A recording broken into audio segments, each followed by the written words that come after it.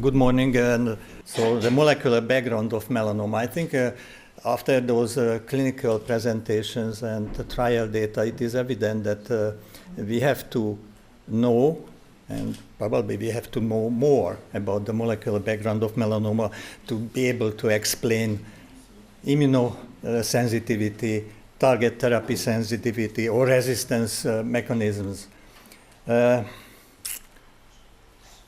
I think melanoma is one of the tumors where we know well which are the signaling pathways which are involved in the melanoma.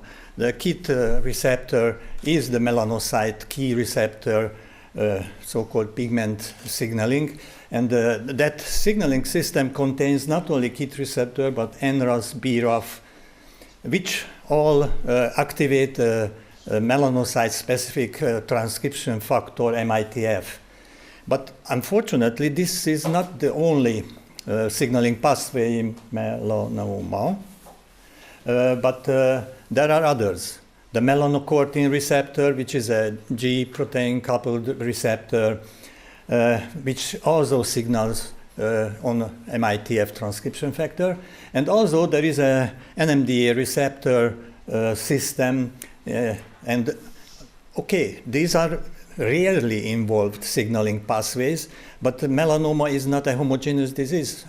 I think you know much better than me that there are rare forms, unusual, non-classical versions of melanoma, and these melanomas has a chance to use other signaling pathway than the KIT signaling pathway. On the other hand, TCGA, the cancer database indicates that the majority of melanomas, or majority, half of the melanomas, something are characterized by the BRAF mutation. Okay, 20% something also in Hungary characterized by NRAS mutation.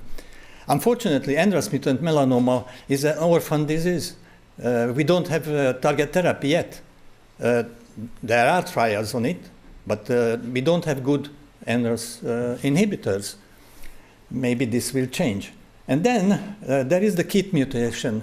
And we were surprised that outside mucosal melanoma, KIT mutation is also occurring in melanoma. Around 10% of classical melanomas may carry KIT mutations, which is a targetable gene problem.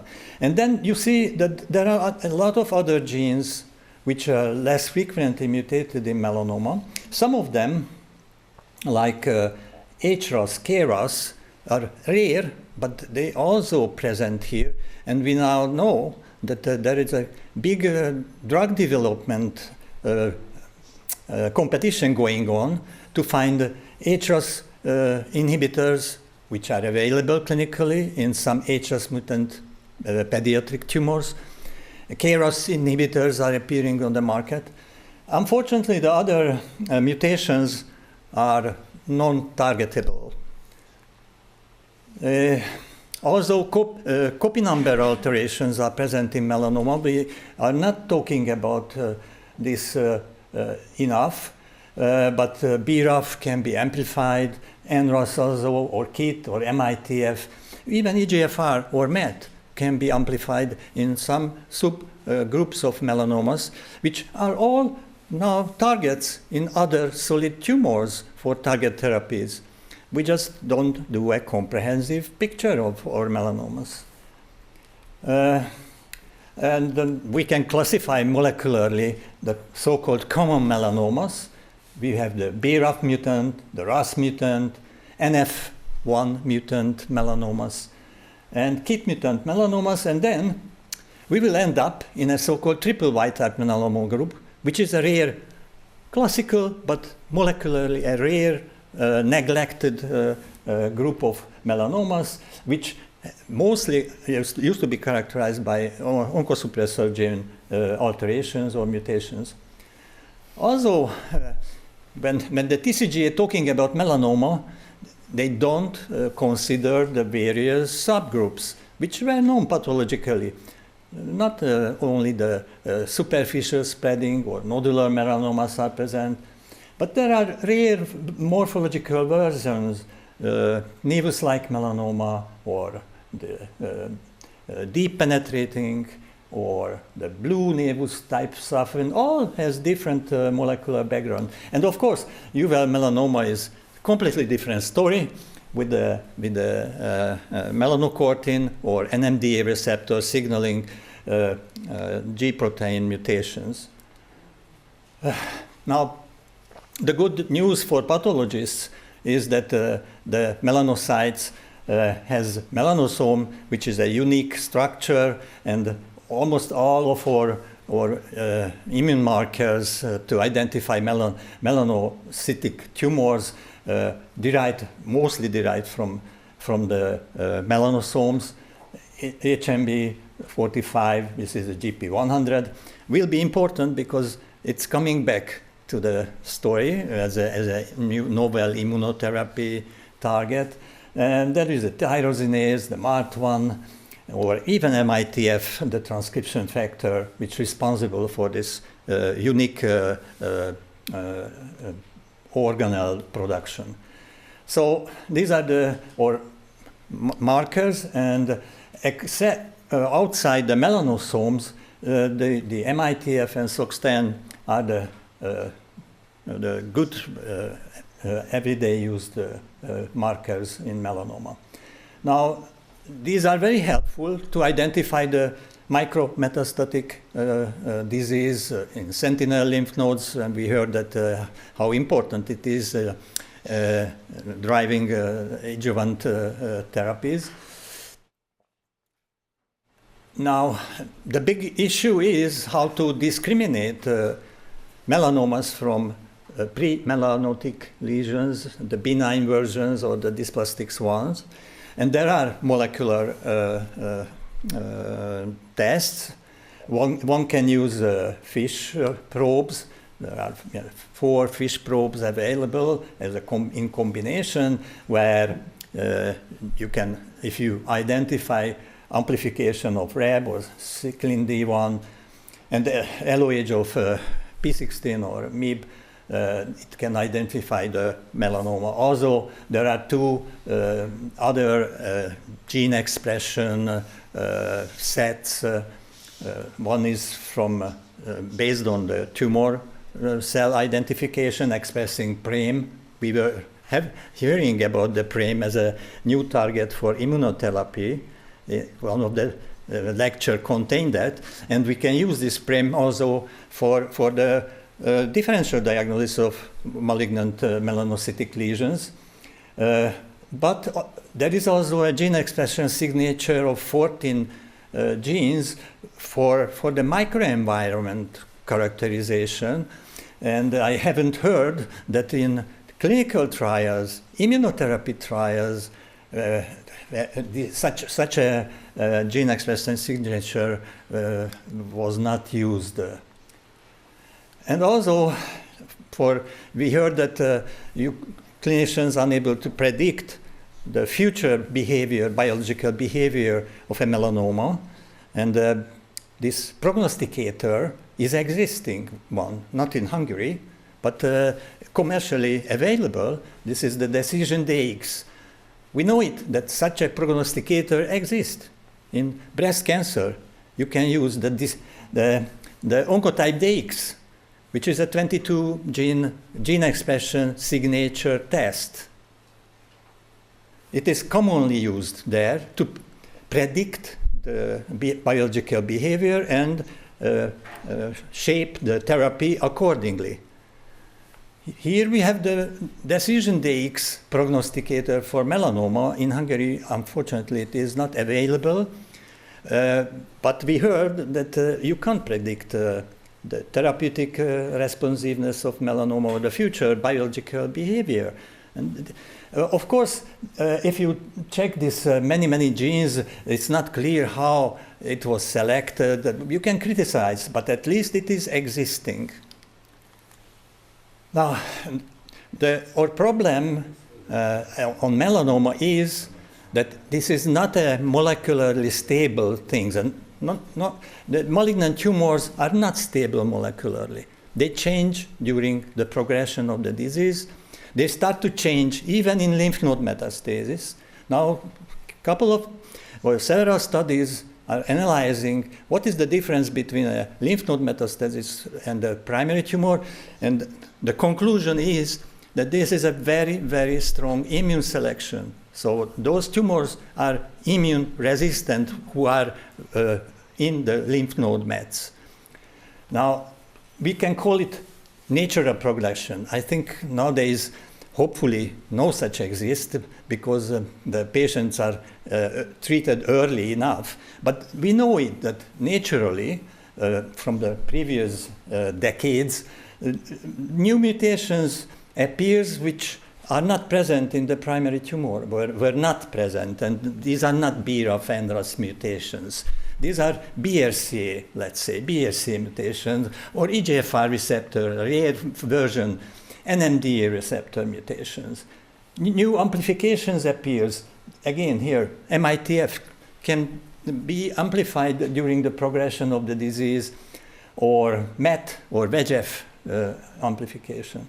Now, but when you treat the patient with target therapy, new type of genetic alterations occurs on the pressure of the therapy. And these are alternative mutations in the target, like a BRAF new type of mutations, or fusion gene can appear, or MEK mutations which made these tumors resistant to MEK therapies, AKT1, PI3 kinase mutations. Those are today targets for therapy in breast cancer.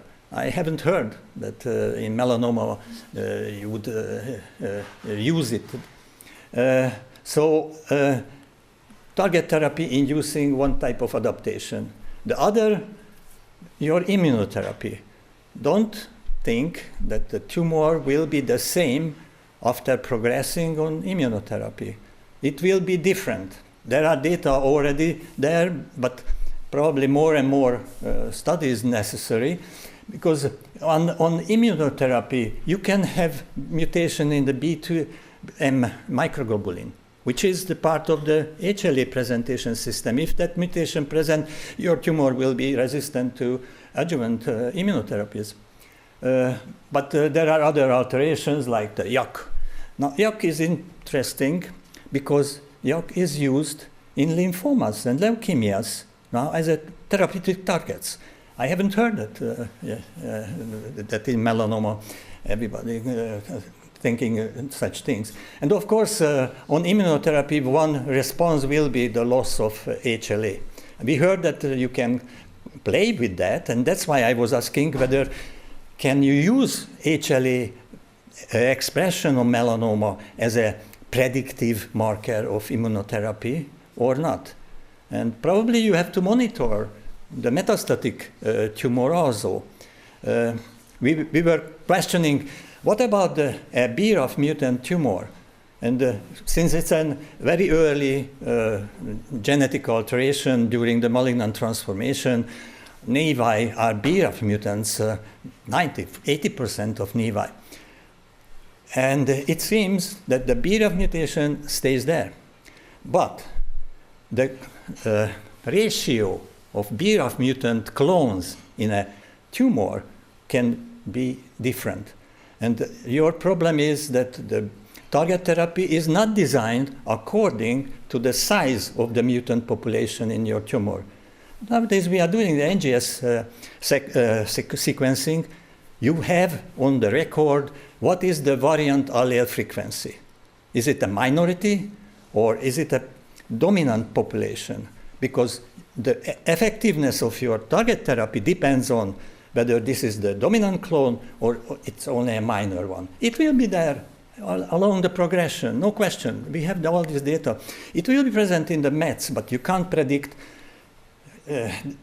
what is the ratio in the mets. You have to measure it, because they don't disappear, but at least they become a side population, and the biology is run by the rest of the tumor. So I try to summarize what are the clinically relevant genetic alterations in melanoma? Then we can collect a list of genes which can be important. In cutaneous melanomas, we heard about the tumor mutation burden. Yes, because those tumors, those melanomas, which are characterized by high tumor mutation burden, are the most sensitive to the immunotherapies. But we know it that not all melanomas has this high mutation burden. A significant proportion of melanomas are not. They have a very low number of mutations. Of course, we know the BRAF mutation. NRAS mutation will be important because there are trials on mutant NRAS mutant melanomas, and hopefully they will be good. KIT mutation is important because there are a lot of KIT inhibitors, and we have to look for more for this.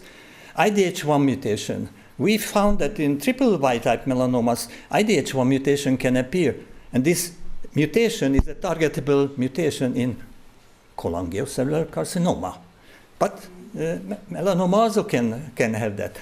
PD-L1 amplification is an important genetic alteration, although it's a rare one, but those tumors are definitely overexpressing PD-L1. And of course, there are the fusion genes of rare fusions in NTRK, RET, ALK, or ROS, which we also found that these rare mutations or rare fusions are also accumulating in the triple Y-type, less common or classical melanoma types. In mucosal melanoma, the tumor mutation burden are also important, and the KIT mutations are much more frequent there, and also there is a BRAF mutant melanoma. And you can see that in the ocular melanoma, this is a completely different story, but there are new targeted drugs which against the G proteins, and those mutations are characteristic there. And of course, there is another list which looking for what type of genes are important in the familiar melanomas, and you can see a growing list of so-called germline mutations in those tumors, and which are very, very different from the ocular melanoma. And I just calling the attention in ocular melanoma from the microsatellite instability story, because when we are talking about, we always think about the endometrial cancer or the colorectal cancer. And in ocular melanoma, microsatellite instability, germline microsatellite instability, gene problems are there. And you can screen families for this. And you have therapy for that because those are targets of the immunotherapies. So-called tumor agnostic indication is microsatellite instability, which is very rare in melanoma. But in ocular melanoma, it's not so rare. You have to go for it. So I think these are the most important informations on molecular knowledge on melanoma, which is growing, and still there are gaps in our knowledge.